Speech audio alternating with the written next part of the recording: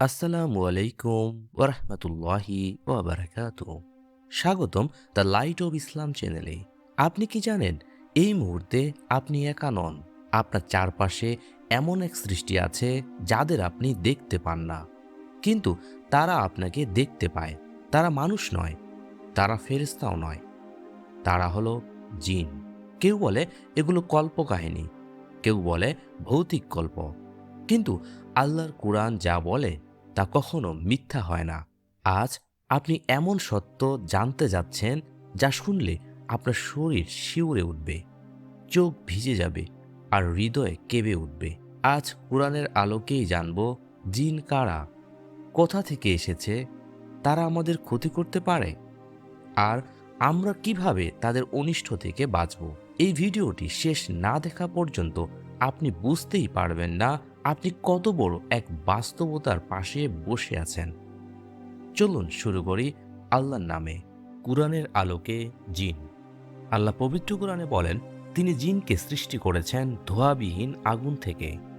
সূরা রহমান আয়াত 15। এই আয়াত আমাদের জানিয়ে দেয়, জিন কোনো কল্পনা নয়, কোনো রূপক নয়, তারা বাস্তব সৃষ্টি। মানুষকে আল্লাহ সৃষ্টি করেছেন মাটি থেকে, নরম, ধীর, দৃশ্যমান। আর জিন সৃষ্টি হয়েছেন আগুন থেকে, দ্রুত, শক্তিশালী, অদৃশ্য। আগুনের যেমন বৈশিষ্ট্য, তেমন জিনদের গতি দ্রুত, রূপ পরিবর্তন সম্ভব এবং তারা মানুষের চোখে ধরা পড়ে না। জিন মানুষের আগেই সৃষ্টি। আল্লাহ পবিত্র কোরআনে বলেন, আমি জিনকে সৃষ্টি করেছি মানুষের আগেই উত্তপ্ত আগুন থেকে। সূরা হিজর আয়াত 27। মানুষ আসার আগেই এই পৃথিবীতে জিনদের পরীক্ষা শুরু হয়েছিল। জিনরা অদৃশ্য। আল্লাহ পবিত্র কোরআনে বলেন, সে ও তার দল তোমাদের এমন স্থান থেকে দেখে যেখান থেকে তোমরা তাদের দেখতে পাও না। সূরা আরাফ আয়াত 27। জিনদের চোখে দেখা যায় না, এই কারণে মানুষ ভয় পায়। কিন্তু ভয় পেয়ে তাদের কাছে গেলে মানুষ শিরকের পথে চলে যায়। জিনদের সৃষ্টির উদ্দেশ্য। আল্লাহ পবিত্র কোরআনে বলেন, আমি মানুষ ও জিনকে সৃষ্টি করেছি শুধু আমার ইবাদতের জন্য। সূরা জারিয়াত আয়াত 56। জিনদেরও নামাজ, রোজা, গুনাহ, তাওবা আছে। তারা আমাদের মতোই বিচার দিবসে দাঁড়াবে। জিন আমাদের মতোই সৃষ্টি, শুধু ভিন্ন জগতের। কুরআনের আলোকে জিন। আল্লাহ পবিত্র কোরআনে বলেন, বলুন, আমার প্রতি ওহী করা হয়েছে যে জিনদের একটি দল মনোযোগ দিয়ে কুরআন শুনল এবং বলল, আমরা এক আশ্চর্য কুরআন শুনেছি যা সঠিক পথে পথ দেখায়, তাই আমরা এতে ঈমান এনেছি। সূরা জিন আয়াত 1-2। এই আয়াত আমাদের চোখ খুলে দেয়। যেখানে বহু মানুষ কুরআনকে অবহেলা করে, সেখানে অদৃশ্য জিনরা কাঁপতে কাঁপতে ঈমান আনে। তারা বলেছিল, এ কুরআন আশ্চর্য, কারণ এটি হৃদয়ে কাঁপায়, জীবনের দিক পরিবর্তন করে। জিনদের মাঝেও রয়েছে মুসলিম ও কাফির। আমাদের মধ্যে কেউ মুসলিম, আবার কেউ অবাধ্য। যারা ইসলাম গ্রহণ করেছে তারাই সঠিক পথ অবলম্বন করেছে। সূরা জিন আয়াত 14। সব জিন খারাপ নয়। যেমন মানুষের মধ্যে নেক ও বদ, তেমন জিনদের মধ্যেও রয়েছে। ইবলিস ছিল জিনদের একজন, সে তার রবের আদেশ অমান্য করল।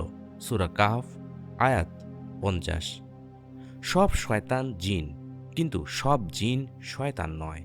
আমরা আকাশের কিছু স্থানে বসে গুপ্ত কথা শুনতাম। সূরা জিন আয়াত 9। কুরআন নাজিলের পর তাদের এই পথ বন্ধ করে দেওয়া হয়। জিন ও শয়তান থেকে হেফাজতের কুরআনি ঢাল। আপনি কি কখনো অনুভব করেছেন হঠাৎ রাগ, হঠাৎ ভয়, হঠাৎ নামাজে অমনোযোগ? আপনি ভাবছেন এটা আপনার মন, কিন্তু কুরআন বলে এটা অনেক সময় শয়তানের কুমন্ত্রণা। আজ আপনি শিখবেন জিন ও শয়তানের বিরুদ্ধে কুরআনের অদৃশ্য ঢাল। এসব থেকে বাঁচতে হলে আপনাকে আয়াতুল কুরসি পাঠ করতে হবে, যেটা সূরা বাকারার 255 নম্বর আয়াত। অর্থাৎ আল্লাহ ছাড়া কোনো উপাস্য নেই, তিনি চিরঞ্জীব, চিরস্থায়ী। এই আয়াত পড়লে শয়তান কাছে আসে না। হাদিসে রয়েছে, যে ব্যক্তি রাতে আয়াতুল কুরসি পড়ে তার কাছে শয়তান আসে না। সহিহ বুখারী। শয়তান ও জিন থেকে সুরক্ষার জন্য পড়তে হবে সূরা ফালাক ও সূরা নাস। রাসূল সাল্লাল্লাহু আলাইহি সাল্লাম ঘুমের আগে সূরা ইখলাস ও সূরা ফালাক এবং সূরা নাস ৩ বার পাঠ করতেন। ভয় নয়, আপনার প্রভু সবচেয়ে শক্তিশালী। জিন নয়, আল্লাহর উপর ভরসা করুন। ভাই ও বোনেরা, আজ আমরা ভয় পাওয়ার জন্য নয়, আল্লাহর উপর ভরসা করার জন্য এই ভিডিও দেখছি।